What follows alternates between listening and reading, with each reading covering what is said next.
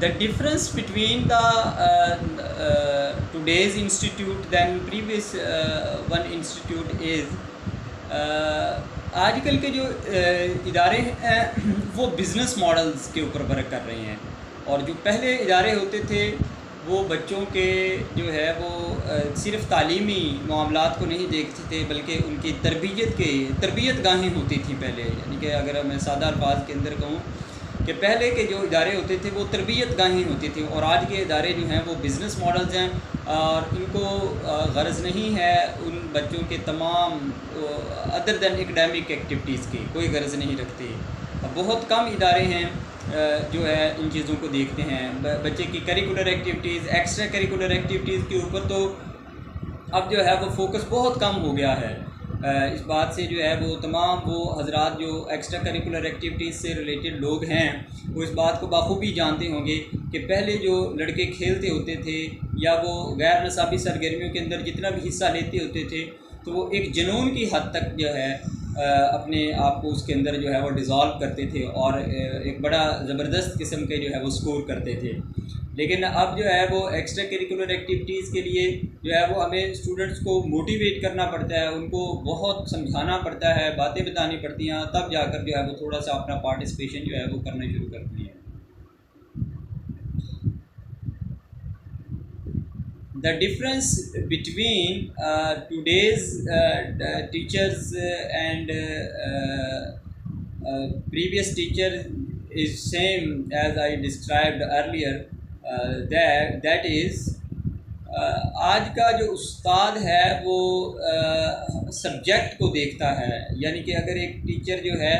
वो एक सब्जेक्ट पढ़ा रहा है तो वो क्लास के अंदर भी और डिस्कशन के अंदर भी वो एक सब्जेक्ट तक महदूद है, जबकि जो पहला उस्ताद होता था वो तो गली के अंदर जाते हुए भी एक उस्ताद होता था, और गली के अंदर जाते हुए भी स्टूडेंट जो है वो उसको एक उस्ताद समझता था। और अगर किसी बच्चे के ऊपर नज़र पड़ जाती थी उस्ताद की तो वो बच्चा जो है वो डर के मारे जो है वो उसके और अदब के अंदर जो है वो उसके झुक जाता था, खड़ा हो जाता था, या जो भी जिस तरह का भी है। और आज का स्टूडेंट जो है वो ये समझता है कि टीचर जो है वो सिर्फ़ और सिर्फ जो है वो एक क्लासरूम की हद तक का टीचर है। इसके अंदर जो है वो टीचर्स का अपना भी जो है वो किरदार बड़ा कम हो गया है। टीचर्स ने अब सिर्फ और सिर्फ जो है वो अपने आप को एक सब्जेक्ट तक महदूद कर लिया है। तो teacher should be like a mentor, not a teacher only teacher of subject of any subject, but teacher should be a mentor, a tutor, जो कि ना सिर्फ उसके सब्जेक्ट की छानबीन कर रहा हो बल्कि उसकी इखलाकी इक़दार और उसके अंदर जो भी उसके तब्दीली के मराहल हैं और सीखने के मरहले हैं उन सब को वॉच करने उसको करना चाहिए, देखना चाहिए और उसके ऊपर जो है वो वर्क करना चाहिए। तो ये है डिफरेंस पिछले उस्ताद का और आज के उस्ताद का मेरे ख्याल के मुताबिक। The difference between today's student and the previous student is same like as teachers, कि आज का टीचर जो है वो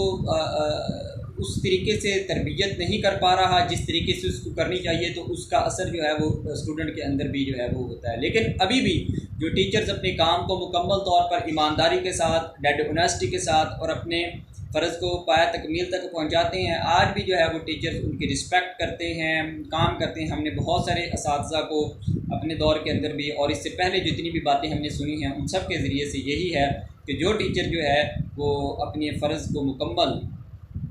ईमानदारी के साथ जो है वो निभाता है, बच्चे उसके जो है वो एक वक्त में तो नहीं लेकिन बाद में जाकर बहुत ज़्यादा तारीफ़ भी करते हैं, दुआएं भी देते हैं और उसको ही रियल टीचर जो है वो समझते हैं। और एक टीचर जिसने जो है वो वक्ती जो है वो फ़ायदा कर दिया हो लेकिन जो है वो उसने उसकी ज़िंदगी गुजारने का तरीका न सिखाया हो, तो वो टीचर जो है वो वक्ती टीचर तो हो सकता है, शायद उसने नंबर भी बहुत दिलवा दिए हों, लेकिन जो है वो ज़्यादा देर का वाला टीचर नहीं है। तो स्टूडेंट जो है वो सिर्फ उसी की रिस्पेक्ट और उसी को जो है वो झुक कर सलाम करता है जो उसको समझाता है। लेकिन इन सारे सिनेरियो के अंदर जो है वो आज का स्टूडेंट जो है वो बहुत पीछे हट गया है टीचर से। उसका रिलेशनशिप और जो बॉन्ड है वो अपने टीचर के साथ बड़ा कम होकर रह गया है। वो उस रिस्पेक्ट का लेवल जो है वो बहुत थोड़ा हो गया है। अदब का तकाजा जो एक उस्ताद का था वो ख़त्म हो गया है आज के बच्चे के अंदर, और इसका थोड़ा सा इफ़ेक्ट जो है वो टेक्नोलॉजी की तरफ से भी है। टेक्नोलॉजी ने इसको आकर जो है वो बुरी तरह जो है वो मुतासर किया है, स्टूडेंट के मेंटली अप्रोच को बुरी तरह मुतासर किया है, थिंकिंग लेवल जो है वो मुतासर कर दिया है। और भी बहुत सारे इन्वायरमेंटल इफ़ेक्ट्स हैं जिनका जो है वो इस वक्त जो है वो स्टूडेंट की लाइफ के ऊपर जो है वो इम्पैक्ट जो है वो बहुत बैडली जो है वो हो रहा है। तो ना उस तरह का उस्ताद है, ना उस तरह का जो है वो स्टूडेंट है। दोनों चीज़ें जो है वो एक दूसरे के ऊपर जो है वो इफ़ेक्ट कर रही हैं। आज का एजुकेशन सिस्टम जो है वो बिल्कुल यकसर बदल कर रह गया है, और पिछला एजुकेशन सिस्टम जो है वो एनालिसिस बेस्ड होता था। आज का एजुकेशन सिस्टम जो है वो एनालिसिस बेस्ड नहीं है। अब देखें कि ऑब्जेक्टिव टाइप जो है वो चीज़ें आ गई हैं। पहले जो है वो हमारे जो है वो सिस्टम के अंदर जो है वो एजुकेशन सिस्टम के अंदर एक 3 घंटे का पर्चा होता था, और उसके अंदर जो है वो 8 सवाल होते थे और 5 उनमें से करने होते थे, और 5 के ऊपर तफसील बयान करनी होती थी, जिसके अंदर जो है वो एक स्टूडेंट की मुकम्मल अप्रोच का पता चलता था। वो सिस्टम जो है वो बदल गया है। इस वक्त जो है वो ऑब्जेक्टिव जो है वो चीज़ें आ गई हैं, और इसके ऊपर जो है वो रट्टा सिस्टम जो है वो ज़्यादा भारी पड़ गया है। मेमोराइजेशन जिसको हम कहते हैं, मेमोराइजेशन जो है वो ज़्यादा हो गई है, और जो असल एनालिसिस था, जो थिंकिंग प्रोसेस था, वो मिट कर रह गया है, ख़त्म होकर रह गया है। अब बच्चे को हम 4वीं-5वीं क्लास के बच्चे को अगर ये कहें कि यार तुमने 2 या 3 पेजेस का एक लॉन्ग क्वेश्चन लिख दो, तो वो इस काबिल नहीं होता कि वो लिख सके। हालांकि इसी दौर से पहले जब हम गुजरे हैं, हमने 5वीं के पेपर के अंदर है यही चीज़ें देखी थी कि 5 सवाल जो है वो करने होते थे, और उसके ऊपर जो है वो हमने 3-3, 4 पेजेस का एक क्वेश्चन जो है वो लिखना होता था, और उसके अंदर बहुत सारी चीज़ें जो है वो हम अपनी तरफ से भी लिखते थे। तो वो एक क्रिएटिविटी भी उसके अंदर शामिल थी। आजकल की क्रिएटिविटी तो टोटली ख़त्म हो चुकी है। अब एक बुकिश नॉलेज और सिर्फ मेमोराइजेशन और सिर्फ रट्टे के ऊपर जो है वो निज़ाम चला गया है। ये सिस्टम, एजुकेशन सिस्टम जो है वो इस एंगल के ऊपर जो है वो बहुत तब्दीली हुआ है। इन तमाम मसाइल का हल तो मेरे ख्याल के मुताबिक तो टॉप टू बॉटम अप्रोच है, यानी कि सबसे पहले हमारा एजुकेशन सिस्टम जो है वो थोड़ा सा तब्दील हो, उसका जो है वो सिनेरियो चेंज होना चाहिए, और हमारे जांच पड़ताल का सिस्टम यानी कि एग्जामिनेशन सिस्टम जो है वो चेंज होना चाहिए। ऑफ कोर्स जब एजुकेशन सिस्टम की चेंज होगा तो उसके अंदर जो है वो हमारा एग्जामिनेशन सिस्टम भी इस वक्त पाकिस्तान के अंदर चल रहा है वो चेंज होगा। टॉप टू बॉटम अप्रोच है। सबसे पहले एजुकेशन सिस्टम चेंज हो, फिर उसके बाद जो है वो इंस्टीट्यूट्स के विजन्स और मिशंस चेंज हों, फिर उसके बाद जो है वो उनके अंदर जो लीडरशिप है वो उनके विजन मिशन चेंज हों, और वो मतलब कि एक डायरेक्शन, राइट डायरेक्शन की तरफ मूव करें। Because an institute, development of the institute is totally depend upon the vision and mission of a leader, of the principal, on the base of head of the institute, और यही mission और vision जो है वो अपने साथी के अंदर मुंतकिल करेगा, और वही मिशन और विजन जो है वो टीचर्स तक, स्टूडेंट्स तक जो है वो मुंतकिल होगा। तो मेरे ख्याल के मुताबिक ये टॉप टू बॉटम अप्रोच है, और इसके अलावा देयर इज़ नो सोल्यूशन। अगर हम ये कहें कि हम अपने इंडिविजुअल लेवल के ऊपर जो है वो ठीक कर लें और ऊपर जो है वो चीज़ ठीक हो जाएगी, तो ऐसा जो है वो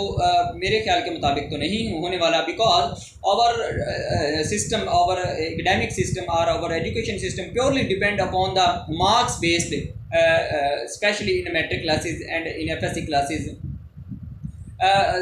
The things are very dangerous for the coming generation. So I think there is no other option than top to bottom approach कि एजुकेशन के बाद इंस्टीट्यूट्स के बाद जो है वो हेड साहबान, हेड के बाद टीचर, एंड देन जो है वो स्टूडेंट, और फिर जो है वो तब्दीली का मुमकिन है। अगर हम ये कहें कि अब एजुकेशन सिस्टम जो है वो चेंज होने के अंदर बड़ा टाइम लग जाएगा, तो इस वक्त हम मतलब कि मैं एज अ टीचर और एक स्टूडेंट जो इस वक्त जो है वो तालीम के अंदर इन है और वो या वो इन होना चाह रहा है, तो उसके लिए क्या ऑप्शन होना चाहिए? तो उसके लिए मैं ये कह सकता हूँ कि वो इस टाइम जो है, चूँकि टेक्नोलॉजी का जो है वो चर्चा है, दौर है, सिस्टम बढ़ रहा है, बातें हो रही हैं, और उसको ये चाहिए कि जो भी वो अपने स्किल डेवलप कर सकता है अपने साथ जो है वो उसको लाजमी तौर पर जो है वो इम्प्रूव करे, और ये देखे कि आने वाले 5 या 10 साल के अंदर जो है वो कौन सी चीज़ों की ज़रूरत है इस मुल्क को, इस कौम को और दुनिया को, और उनके ऊपर जो है वो वर्क करे। तो ये एक अप्रोच हो सकती है कि इसके ऊपर, और इसकी भी डायरेक्शन जो है of course depend upon the teachers, guidelines, mentors, जो भी उसके कोचिंग कर रहे हैं वही उसको मतलब कि डायरेक्शन जो है वो देने वाले हैं। तो इंडिविजुअल लेवल के ऊपर अगर कोई काम करना चाहता है तो मेरे ख्याल के मुताबिक जो है वो टीचर्स को काम करना चाहिए। उनको ये देखना चाहिए कि जो उनसे मिस्टेक्स हुई हैं, गलतियाँ हुई हैं, और जो इस वक्त उनको जिन चीज़ों की इस वक्त ज़रूरत पड़ी है, जो उनके अपने दौर में उनको नहीं समझ आ सकी, तो उनको ये चाहिए कि सर्च करके अपने रिसर्च के अंदर जो है वो इन चीज़ों को लिखें। जो जो जिस जगह पर पढ़ा रहा है वो उस जगह के आने वाले 10 साल के लिए जो ज़रूरत की चीज़ें हैं उनके लिए लाजमी तौर पर काम करें। तो ये एक अप्रोच है, लेकिन कभी भी ये नहीं है कि स्टूडेंट बिल्कुल अपना सोचना शुरू कर दे और वो ठीक हो जाएगा। और अगर उसका गाइडलाइन करने वाला अगर जो है वो खुद इक्विप्ड नहीं है विद अपडेटेड नॉलेज, तो फिर जो है वो चीज़ नहीं हो सकती, ठीक नहीं हो सकती। आप जितना मर्जी कोशिश कर लें, कहीं ना कहीं जो है वो उसको जो है वो अपनी टीचर की बात के पीछे जो है वो फॉलो होना पड़ता है। बिकॉज जब तक ये मार्क्स सिस्टम जो है वो ख़त्म नहीं होगा तब तक चीज़ें जो है वो ठीक नहीं हो सकती। ग्रेडिंग सिस्टम आ जाए या इस बात से बालातर हो जाए, ये नॉलेज गेनिंग सिस्टम इस बात से बालातर हो जाए कि इसके अंदर नंबर कितने आने हैं और इसके अंदर पोजीशनें कितनी आनी हैं, तो तब तक जो है वो ये अप्रोच जो है वो कभी भी इस्तेमाल नहीं हो सकती। लेकिन मैंने थोड़ा सा एक आपको सोल्यूशन देने की कोशिश की है कि टीचर लेवल जो है वो अगर ठीक हो जाए तो हमारे कमिंग जनरेशन और जो इस वक्त स्टूडेंट इन हैं वो जो है वो तब्दील हो सकते हैं और वो इस अप्रोच को जो है वो इस्तेमाल कर सकते हैं। और अगर हम इसके अंदर तब्दीली, मेरे ख्याल के मुताबिक इंस्टीट्यूट्स के अंदर जो है वो इखलाकी तरबियत को बहुत ज़्यादा फ़रोग़ देना चाहिए। एक लाजमी तौर पर जो है वो एथिक्स का एक लेक्चर जो है वो हर क्लास के अंदर, या एक पीरियड जो है वो हर क्लास के अंदर जो है वो होना चाहिए, जिसके लिए एक स्पेशल टीचर मौजूद होना चाहिए। और इसकी कमी है, मुआशरती इफ़ेक्ट्स इतने ज़्यादा जो है वो हमारे बच्चों के ऊपर आ रहे हैं। सबसे ज़्यादा जो है वो सोशल मीडिया का इफ़ेक्ट है। इस वक्त जो सबसे ज़्यादा इफ़ेक्ट है वो सोशल मीडिया का इफ़ेक्ट है, टेक्नोलॉजी का इफ़ेक्ट है, और माशरे के बहुत सारे बदनुमानी है, रिश्वत का है, करप्शन है, और जो है वो इनजस्टिस सिस्टम है, हमारे कानून का जो है वो अभी मुकम्मल तौर पर लागू नहीं है, ट्रैफिक कवानीन लागू नहीं है, सड़क के कवानीन लागू नहीं है, कितार बनाने के कवानीन लागू नहीं है, खड़े होने के कवानीन नहीं हैं। तो ये बहुत छोटी छोटी माइनर सी चीज़ें हैं, लेकिन मेरे ख्याल के मुताबिक अगर इंस्टीट्यूट्स इन तमाम चीज़ों के ऊपर जो इस वक्त बहुत ज़्यादा ज़रूरी हैं अगर काम नहीं करेंगे तो मुआशरे का बिगाड़ जो है वो हमारे सामने होता जा रहा है और मज़ीद होता जाएगा। तो इंस्टीट्यूट्स को इन चीज़ों को अपने अंदर जो है वो एंटर करना चाहिए। As a head of institute हमें इन बातों को लाजमी तौर पर इन करना चाहिए, लेकिन इन चीज़ों का बच्चा जो है वो टाइम नहीं देता, असर नहीं वसूल करता इन चीज़ों का, और इन चीज़ों को अहमियत नहीं देता। उसके सामने जो है वो इस वक्त जो चीज़ है वो वैल्यू सिस्टम से हटकर पैसा जो है वो ज़्यादा हो चुका है और उसको कमाने का जो है वो ज़्यादा इफ़ेक्ट आ गया है। यानी कि अब ये देख लें कि इफ़ेक्ट है इन्फ्लेशन का, महंगाई का, इसका सारा असर जो है वो हमारे एजुकेशन सिस्टम के ऊपर जो है वो बहुत बुरी तरह जो है वो हुआ है। यानी कि हम सब ने, मुझ समेत या हमारे टीचर समेत या इस मुल्क के जितने भी टीचर हैं उन सब ने ये सोचना शुरू कर दिया है कि भाई हमने अपना सर्वाइवल अब कैसे करना है। तो हम तमाम चीज़ों से बहुत सारे फैक्टर्स हैं, लेकिन ऐसा नहीं है कि ये चीज़ें ठीक नहीं हो सकती, ठीक हो सकती हैं, लेकिन इसका एक पूरी प्लानिंग के साथ अगर काम किया जाएगा तो ये चीज़ें जो है वो बेहतर हो सकती हैं। Thank you.